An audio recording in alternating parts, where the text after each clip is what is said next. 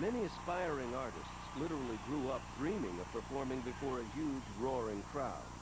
But Andy Griggs didn't come to music until he was 18. Yeah, as long as I live, there will always be a place you belong here beside me. He was drawn to his art as a way of healing, and his sound has been forged through the pain of an incredible life experience. His is a voice filled with true emotion. So I promise you now that you won't ever be lonely. There is a unique emotion that he has that I think very few singers in this town have. I think the emotion comes from his past, you know, and from growing so much and losing so much.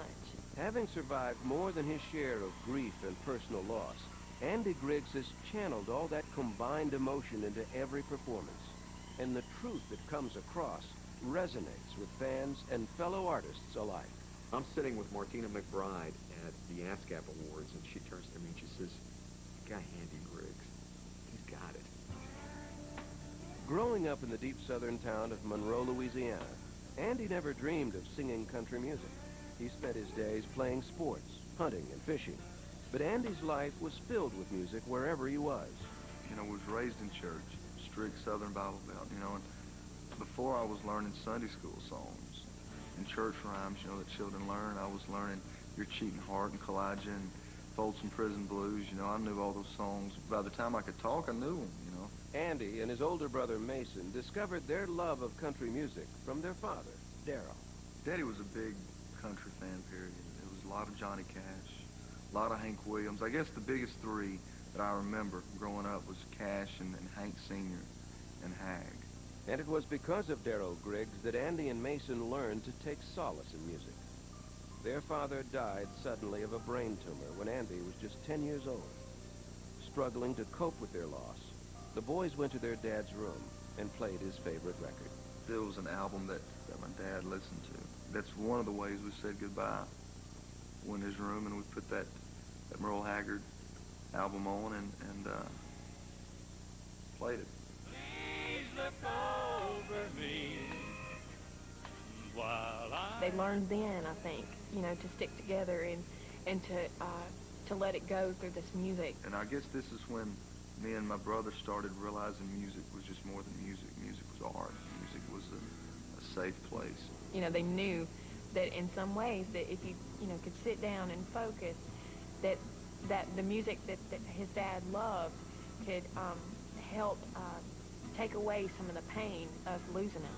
Though the brothers had always been close, the death bound Andy and Mason together as never before. The boys clung to one another, using each other to fill the void their father's death created. They were best friends. They were each other's best cheerleader. Andy was the athlete, Mason was the singer. Everything Mason did, there was Andy helping him get everything out of the car, setting him up, you know, good, you're doing good. And every football game, every baseball game Andy played, there was Mason walking up and down the sideline, you know, writing him a note before the game and leaving it in his truck. Andy and Mason were more than brothers. They were the best of friends. So it was absolutely devastating for Andy when suddenly, at age 21, Mason Griggs died of a heart condition. Only 18, Andy once again found himself grappling with intense grief. He needed something to cope with the second major loss in his life. This time, he turned to his brother's music. I wanted to learn how to play my brother's music, you know, and I felt like, you know, I'll be darned if I let his music die. When Mason passed away, Andy felt led to get out the guitars and kind of pick up where Mason had left off. He literally picked up his guitar. He'd never really played before, and started learning all of his songs just to carry it on, and that's what it got him in it. Maybe it was just for me. Maybe I won't play them to anybody else. Maybe Mama doesn't want to hear them. You know, maybe it's too hard on her. Maybe I'll once a year I'll get the guitar out and play a couple of songs. But I'll be darned if I'm not going to sit here. I'm going to learn how to do this. Andy may have started playing as a means of grieving the loss of Mason, but he soon made a surprising discovery. He found a part of himself in music. You know, man, I mean, when I jumped in the pool, brother, I jumped in the deep end. I'd stay up all night. just, that guitar was the only magnet I had in my life. I was so drawn to it. Andy began to pursue music with a passion he had never felt for anything else. He soon found himself playing with Mason's old country gospel group, God's Country. Next thing you know, he's playing with some of his brother's musicians, same guys, and he's starting to play those church things and going out and performing. Andy began slowly working through his grief on stage. Audiences could feel the passion he put into the music. With each new performance, Andy's natural gifts flourished, and the young man transformed into a soulful singer. Eventually, Andy wound up performing with the gospel group, the Sullivans. It was there he met the youngest Sullivan daughter, Stephanie. The date was February the 25th. And I walk in and I'm meeting them, you know, and there she is, and she was playing piano. It was really one of those moments where we both just kind of stopped. We'd never seen each other before, ever. Back home we call it Twitter-pated. I sure did get Twitter-pated. I'm a Christian, and I believe that that God was going to send me someone that was supposed to be my soulmate. And from the time that I saw him, it was almost like something I didn't want to believe, you know, but it was so strong, the connection between us two, that I had to. And a year later, we get married. So I've known her exactly to the day 1 year, because we got married February the 25th of '95. Believing deeply in her new husband's gift, Stephanie encouraged Andy to follow his dreams, even though they both knew the odds were stacked against them. With $1,500 in their pockets, the newlywed couple packed up and made the move to Nashville.